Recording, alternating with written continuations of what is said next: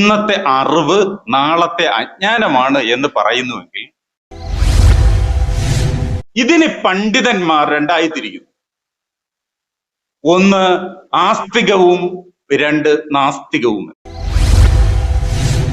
നാളെ നിങ്ങൾ മരിക്കാൻ പോവുകയല്ലേ, പിന്നെ ഇന്ന് നിങ്ങൾക്ക് കിടന്നുറങ്ങിക്കൂടെ? അപ്പോഴാണ് സോക്രട്ടീസ് പറഞ്ഞത്, ഞാൻ നാളെയല്ലേ മരിക്കൂ എന്നാണ് പറഞ്ഞത്. അധസ്ഥിതരുടെ മുന്നിലാണ് ഗുരു 1888 നദിയിൽ നിന്ന് ഒരു കല്ലെടുത്ത് വെച്ചിട്ട് ഇത്രയേ ഉള്ളൂ ദൈവം എന്ന് കാണിച്ചു.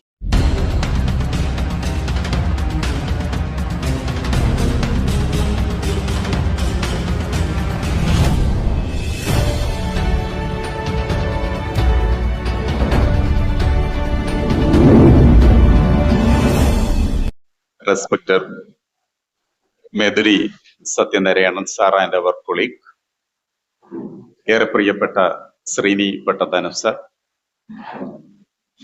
ബഹുമാന്യനായ പി രാഘവൻ സാറ്, എഴുത്തുകാരൻ കൂടിയായ വെള്ളനാട് രാമചന്ദ്രൻ സാർ, അതുപോലെ എല്ലാവരുടെയും പേര് ഓർമ്മ നിൽക്കില്ല, വേദിയിലിരിക്കുന്ന ഏറെ ബഹുമാന്യർ, അതിനേക്കാൾ ബഹുമാന്യർ സദസ്സിലുണ്ട്. വളരെ പ്രാധാന്യമർഹിക്കുന്ന, ഒരുപക്ഷെ കേരളത്തിൽ വളരെ പ്രാധാന്യമർഹിക്കുന്ന ഒരു സമ്മേളനത്തെ സംഘടിപ്പിക്കാൻ ഭാരതീയ യുക്തിവാദി സംഘത്തിന് മാത്രം കഴിഞ്ഞു എന്നുള്ളത് സവിശേഷമായ ഒരു കാര്യമാണ്. ലോകത്തിൽ ആദ്യമായിട്ട് സംശയിക്കാനും ചോദ്യം ചെയ്യാനും ഒക്കെ തുടങ്ങിയത് സോക്രട്ടീസിലാണെന്നാണ് പറയുന്നത്.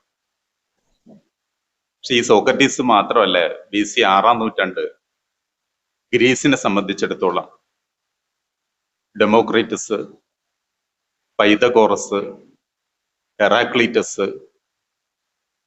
അതുപോലെ പ്ലേറ്റോ, അരിസ്റ്റോട്ടിൽ തുടങ്ങിയ ഒട്ടധികം ചിന്തകന്മാര് കൊണ്ട് നിറഞ്ഞ ഒരു കാലമായിരുന്നു BC 6-ാം നൂറ്റാണ്ട്. സോക്രട്ടീസ് ആയാലും ഹെറാക്ലീറ്റസ് ആയാലും ഈ മഹാരഥന്മാരെല്ലാം ഗുരുക്കന്മാരായിരുന്നു. ഈ ഗുരുക്കന്മാരുടെ ഒരു കുഴപ്പം, ശർക്കരയിൽ ഈച്ച പൊതിയുന്നത് പോലെ ശിഷ്യന്മാർ കൂടെ ഉണ്ടാകും. സോക്രട്ടീസ് സ്വതന്ത്ര ചിന്തയുടെ അപ്പോസ്തലനാണെന്ന് പറയുമ്പോൾ ലോകത്താദ്യമായി അണുസിദ്ധാന്തം അവതരിപ്പിച്ച ഡെമോക്രിറ്റസിന്റെ സിദ്ധാന്തത്തെ സോക്രട്ടീസിന്റെ ശിഷ്യന്മാര് അംഗീകരിക്കുക മാത്രമല്ല, അത് ചുട്ടുകളയണമെന്ന് പറഞ്ഞു. പ്ലേറ്റോയാണ് ചുട്ടുകളയണമെന്ന് പറഞ്ഞു. ഈ അണുസിദ്ധാന്തം 17-ാം നൂറ്റാണ്ടിലാണ് ശാസ്ത്രം ഒന്ന് തുറന്നു നോക്കുന്നത്. ഞാൻ എന്തിനത് സൂചിപ്പിച്ചു എന്ന് പറഞ്ഞാൽ, ഈ സ്വതന്ത്ര ചിന്ത, യുക്തിചിന്ത എന്നൊക്കെ പറയുമ്പോഴും ലോകത്തിൽ അത് സുഗമമായി അങ്ങ് ഒഴുകുന്നു എന്ന് നാം കരുതണ്ട. H.G. വെൽസ് പറഞ്ഞത്, ഇന്നത്തെ അറിവ് നാളത്തെ അജ്ഞാനമാണ് എന്ന് പറയുന്നുവെങ്കിൽ സോക്രട്ടീസിന്റെയും പ്ലേറ്റോയുടെയും ശിഷ്യന്മാർ ചിന്തിക്കേണ്ടിയിരുന്നത്, നമ്മുടെ ഗുരുഭൂതന്മാർ പറഞ്ഞു വെച്ചതിനപ്പുറവും അറിവുണ്ട് എന്ന് ചിന്തിക്കാൻ അന്ന് അവർക്ക് കഴിഞ്ഞിരുന്നില്ല. ഇതെന്തിനാ ഇപ്പൊ പറയുന്നതെന്ന് ചോദിച്ചാൽ, സ്വതന്ത്ര ചിന്തയുടെ വഴി അതല്ല എന്നുള്ളത് കൊണ്ടാണ്. അത് വെൽസിന്റെ വാക്കുകൾ. പക്ഷെ സോക്രട്ടീസിന്റെ മരണത്തിന്റെ തലേ ദിവസം ജയിലില് പിറ്റന്ന് വിഷം കൊടുത്ത് കൊല്ലും. ഇദ്ദേഹം വായിച്ചുകൊണ്ടിരിക്കുക. ഏറെ വൈകിയിട്ടും വിളക്ക് കെടുത്താത്തത് കൊണ്ട് കൂടെ ഉള്ള സഹതടവുകാരന്, കള്ളനായിരിക്കും, ഉറങ്ങാൻ കഴിയുന്നില്ല. അയാൾ ചോദിച്ചു, സോക്രട്ടീസ്, നാളെ നിങ്ങൾ മരിക്കാൻ പോവുകയല്ലേ, പിന്നെ ഇന്ന് നിങ്ങൾക്ക് കിടന്നുറങ്ങിക്കൂടെ? അപ്പോഴാണ് സോക്രട്ടീസ് പറഞ്ഞത്, ഞാൻ നാളെയല്ലേ മരിക്കൂ എന്നാണ് പറഞ്ഞത്. അറിവ് തേടുക, അറിവ് നേടുക എന്നതാണ്, അത് ആജീവനം അറിവ് നേടുക എന്നതാണ് ഒരു സ്വതന്ത്ര ചിന്തകന്റെ ഒന്നാമത്തെ ചുമതല എന്ന് സോക്രട്ടീസിന്റെ അവസാന നിമിഷം പോലും നമ്മളെ പഠിപ്പിച്ചു എന്നുള്ളത്. ഹെറാക്ലീറ്റസിന് പ്ലേറ്റോയുടെ ശിഷ്യന്മാരെ കാരണം തല പൊക്കാൻ പോലും കഴിഞ്ഞില്ല എന്നുള്ളത്. തെയിൻസ് ജലത്തിൽ നിന്നാണ് ആദ്യം ജീവൻ ഉണ്ടാകുന്നത് എന്ന സിദ്ധാന്തം അവതരിപ്പിച്ച ഡെയിൻസിനെ സിദ്ധാന്തം വെളി കണ്ടില്ല. അത് അവസാന 18-ാം നൂറ്റാണ്ടിലാണ് ശാസ്ത്രം അംഗീകരിക്കുന്നത്.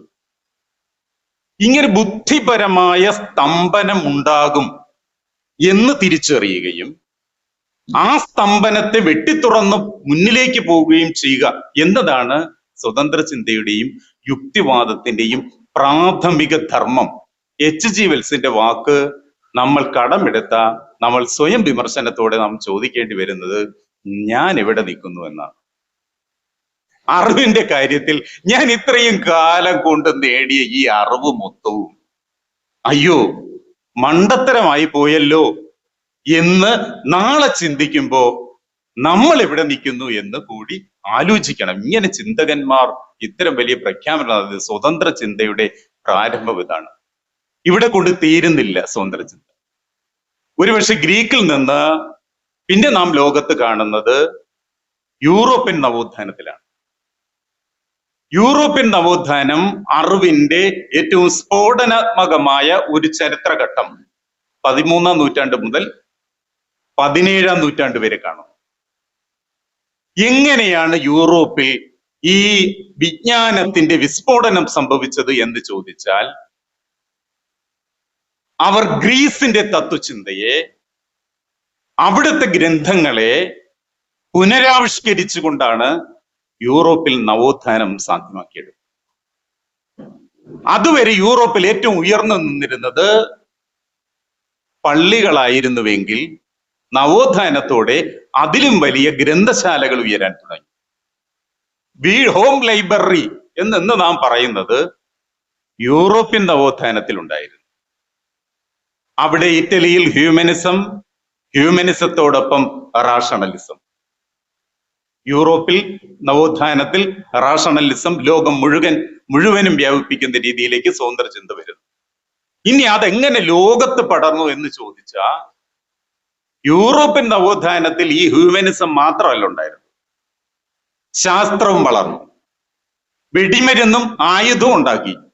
ഇത്തരം ചില വൈരുദ്ധ്യങ്ങൾ കൂടിയുണ്ട് ഇവിടെ ഈ ലോകത്ത് മാറ്റത്തിൽ. അതുകൊണ്ട് ഏഷ്യ ആഫ്രിക്കൻ രാജ്യങ്ങളടക്കം 6 ഭൂഖണ്ഡങ്ങളെ കീഴ്പ്പെടുത്തുവാൻ യൂറോപ്പിന് കഴിഞ്ഞു. അധിനിവേശം അവിടെയും തീർന്നില്ല, മറിച്ച് ഭാഷ, ഇംഗ്ലീഷിന്റെ വ്യാപനം ലോകഭാഷയായി വളർന്നു. ഈ ലോകഭാഷയിലൂടെ റാഷണലിസവും പടർന്നു ലോകത്താകമാനം. അത് ഇന്ത്യയിലും വന്നു, കേരളത്തിലും വന്നു, സഹോദരൻ അയ്യപ്പനിലും വന്നു, MC ജോസഫിലും വന്നു. അപ്പൊ ഈ സ്വതന്ത്ര ചിന്ത അവിടെ മറന്നു. പിന്നീട് Marx, Engels, Bernard Shaw, Voltaire, H.G. Wells,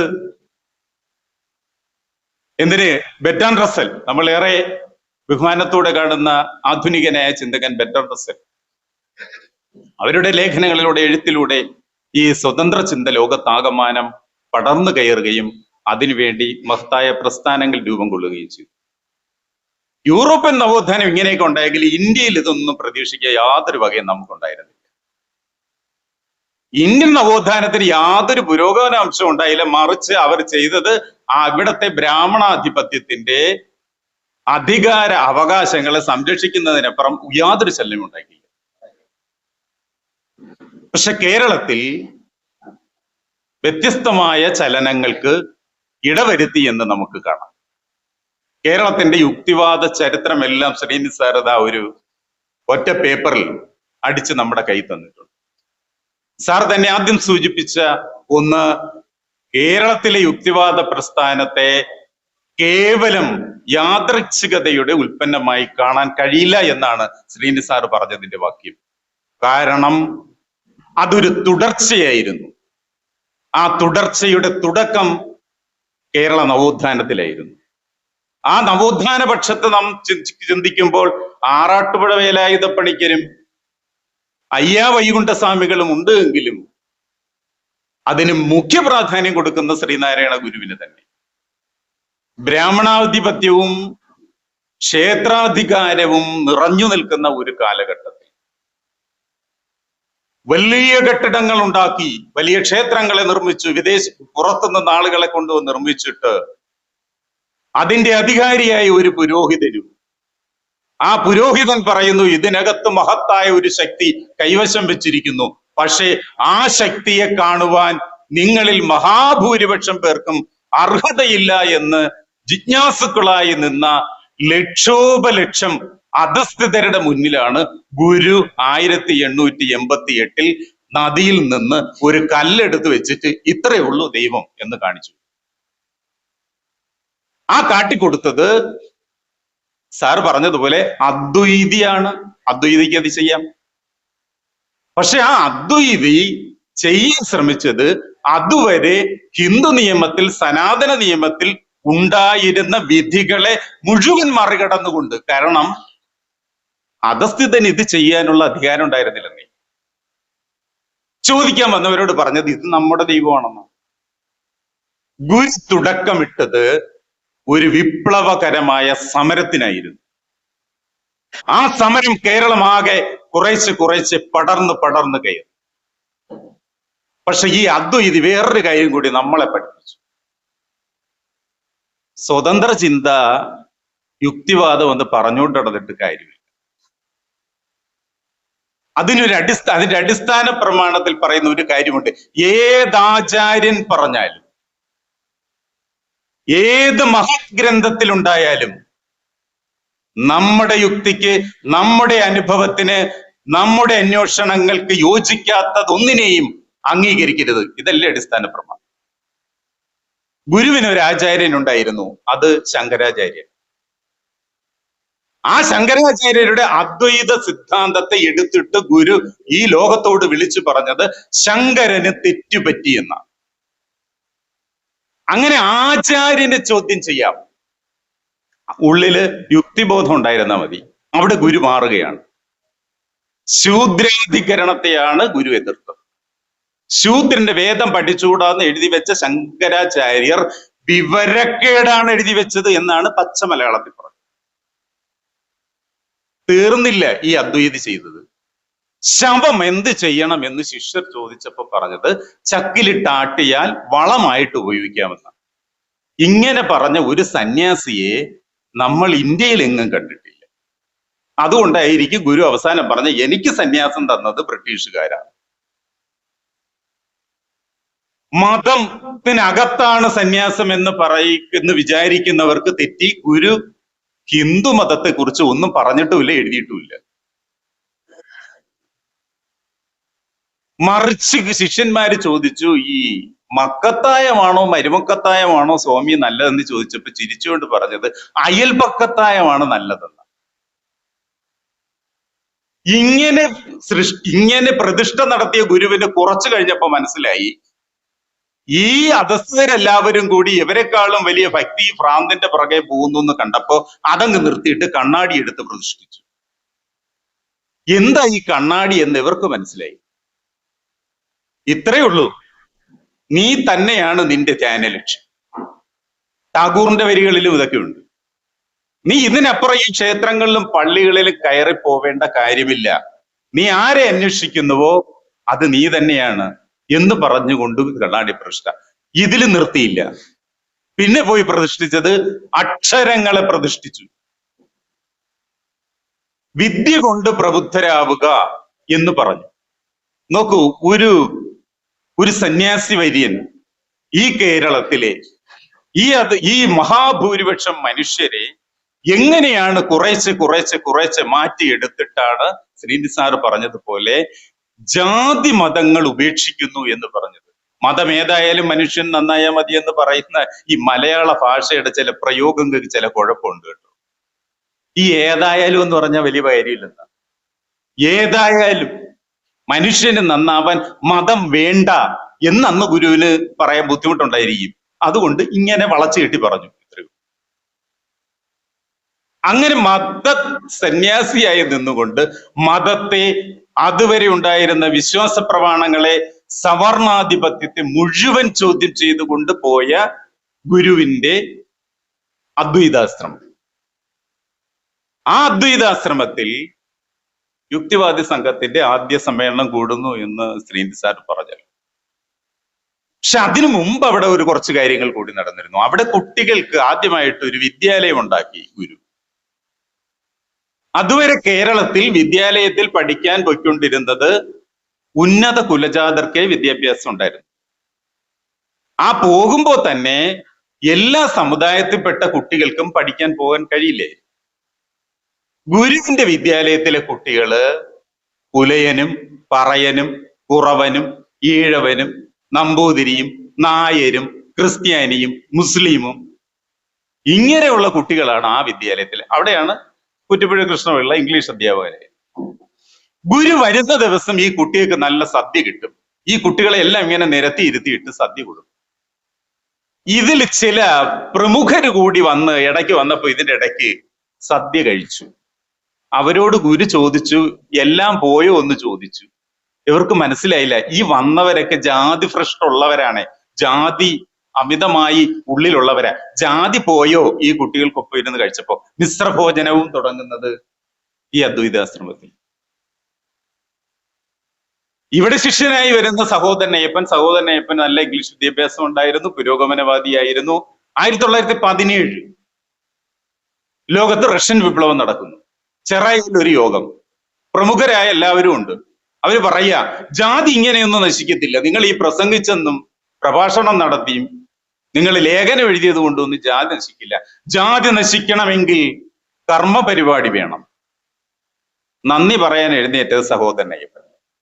Ayyappan പറഞ്ഞു, മഹാരഥന്മാര് പറഞ്ഞ വാക്കുകളെല്ലാം സ്വീകരിക്കും. ഇന്ന് നമ്മൾ ഇവിടെ ഒരു കർമ്മം ചെയ്യാൻ പോകുന്നു. കണ്ണൻ എന്ന അധസ്ഥിതനായ യുവാവിനൊപ്പം നമ്മൾ ഇന്ന് ഭക്ഷണം കഴിക്കാൻ പോകും. ഭക്ഷണം ഒരുക്കി, എല്ലാം റെഡിയായി, എല്ലാവരും ഇരുന്നു. കണ്ണനും ഇരുന്നു, അയ്യപ്പനും ഇരുന്നു, ബാക്കിയുള്ളവരും ഇരുന്നു. തിരിഞ്ഞു നോക്കിയപ്പോ ഈ പ്രസംഗിച്ച മഹാന്മാരെ ഒറ്റ പേര് അവിടെ കണ്ടില്ല. ഇത് കേരളത്തിന്റെ ഒരു പ്രത്യേകതയാണ്. അവർ മുക്കിക്കളഞ്ഞു. പക്ഷെ അന്ന് അവിടെ പന്തിഭോജനം നടന്നു, മിശ്രഭോജനം നടന്നു. തീർന്നില്ല, ചരിത്രം അറിയാമല്ലോ, പിന്നെ ഉണ്ടായ തല്ലും പ്രശ്നങ്ങളും സവർണർ കയറി അടിച്ചതും ഒക്കെ. പക്ഷെ ആ പുറത്ത് അറിയാത്ത ഒരു കാര്യം, രഹസ്യം കൂടി അവിടെ നടന്നു. കുറച്ച് പ്രമുഖര് കൊച്ചി രാജാവിനെ കാണാൻ പോയി. ഈ അയ്യപ്പനെ ഇവിടെ നാട് കടത്തണം വേണ്ട. രാജാവ് പറഞ്ഞു, ചെറായിൽ നിന്ന് 3-4 പേര് വന്നിരിക്കുന്നു, വരിക വരിക, അയ്യപ്പന്റെ നാട്ടിൽ നിന്ന് വന്നവരല്ലേ, വരൂ.